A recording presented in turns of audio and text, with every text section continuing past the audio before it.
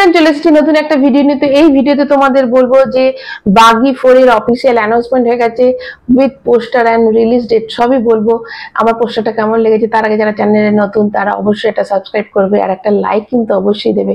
তো প্রথমেই বলি যে বাগি 4 এর যে পোস্টারটা রিলিজ হয়েছে, ব্যাপক পোস্টারটা, এবং তার রিলিজ ডেট বলে দিচ্ছে 5 সেপ্টেম্বর। তো প্রথমেই আমি মেকার্সে স্যালুট জানাতে চাই যে যারা যে এমন দিনে সিনেমাটা রিলিজ করেছে। দেখো, এখনকার মেকার্সদের একটাই নিয়ম হয়ে গেছে যে একদিনে মানে ক্লাস করিয়ে সিনেমা রিলিজ করে, যাতে দুটো সিনেমারই অনেক একটা নেগেটিভ পাবলিসিটি একটা পজিটিভ পাবলিসিটি। পাবলিসিটি মানেই কিন্তু সেই সিনেমাটা লোকে নিয়ে আলোচনা করবে, যত চর্চা হবে তত লোকে দেখতে যাবে।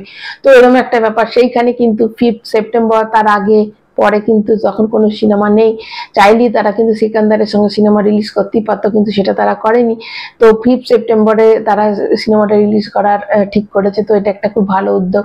তোমরা জানো যে বাগি সিনেমাটা, যেটা সাব্বির খান সিনেমাটার পরিচালক ছিল, 2016 সালের প্রথম সিনেমা ছিল বাগি, সেটারই মানে বাগি 1 যদি ধরা হয়, তাহলে এই বাগি 4 কিন্তু আর সাব্বির খান কিন্তু আর মানে পরিচালনা করেছেন। এখন হর্ষা বলে দক্ষিণ ভারতের একজন পরিচালক করছে, যার এর আগে বেদা, বাঞ্জানি পুত্র এরকম কন্নড় সিনেমার পরিচালক তিনি।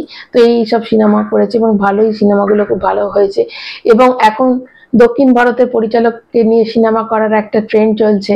তো এই একটা সুবিধা যে দক্ষিণ ভারতের যারা পরিচালক হয় তারা কিন্তু হিরোদের দিয়ে সিনেমা মানে হিরোদের দিয়ে অভিনয়টা বার করে নিতে পারে, এবং তারা জানে যে বলিউডের কোন হিরোকে দিয়ে মানে কিরম করে সিনেমা অভিনয়টা বার করে নেওয়া যায়। এরা খুব ভালো বলিউড হিরোদের বোঝে তোলে।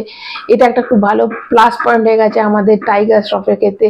এবং টাইগার শ্রফের এই জন্যই এই সময় বাগিটা মানে করলো, কেননা তোমরা জানো যে কিছুদিন আগে যে সিঙ্গাম এগেন সিনেমাটা ছিল, তাতে কিন্তু টাইগার শ্রফের অভিনয়টা এবং তার অ্যাকশন গুলো, এটা কিন্তু সবাই খুব প্রশংসা পেয়েছে এবং আলাদা করে দৃষ্টি আকর্ষণ করেছে। আমি তোমাদের বলেইছিলাম যে এই সিনেমা কিন্তু লোকে টাইগার শ্রফের এবং টাইগার শ্রফকে নিয়ে কিন্তু রোহিত শেট্টি আবার কোনো কপের একটা সিনেমা তৈরি করে, যেমন আমাদের শোনা যাচ্ছে যে দীপিকা পাডুকোনকে নিয়ে একটা করবে, সেরকম কিন্তু আমাদের টাইগার শ্রফকে নিয়ে একটা করবে, এরকমই শোনা যাচ্ছে। তো সেইখানে এই সময় একটা হিট মানে যেহেতু টাইগার শ্রফ নিয়ে এখন আলোচনা চলছে, সেই সময় বাগি অ্যানাউন্সমেন্ট করাটা কিন্তু খুব প্লাস পয়েন্টের একটা কাজ হয়েছে।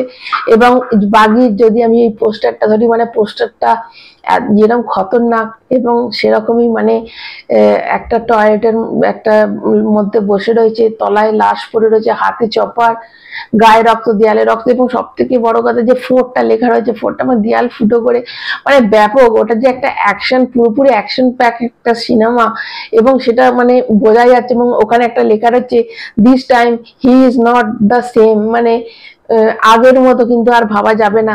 এই বাগি কিন্তু বাগি 4 কিন্তু আর মানে আগের যে পার্টগুলো হয়েছিল 3 অবধি, সেগুলোর থেকে কিন্তু এটা আলাদা, সেটা কিন্তু লেখাই রয়েছে ওখানে। তো এবার দেখা যাক, মানে কাল থেকে এটা শুটিং স্টার্ট হয়ে গেছে, তাহলে 5 সেপ্টেম্বর সামনে বছর 1 বছর তো হয়েই যাবে সিনেমাটা। তো মানে একটা মানে চমকপ্রদ, অনেকটা হলিউডের মতো যে মানে গ্রাফিক্সটা এবং যে কালার গ্রেডিংটা রয়েছে, সেটা অনেকটা হলিউড পোস্টারের মতোই দেখতে লাগলো আমার এটা পার্সোনালি মনে হয়েছে। তোমাদের কেমন মনে হয়েছে এবং তোমরা কারা কারা এই সিনেমাটা নিয়ে এক্সাইটেড, অবশ্যই এটা কমেন্ট করে জানাবে।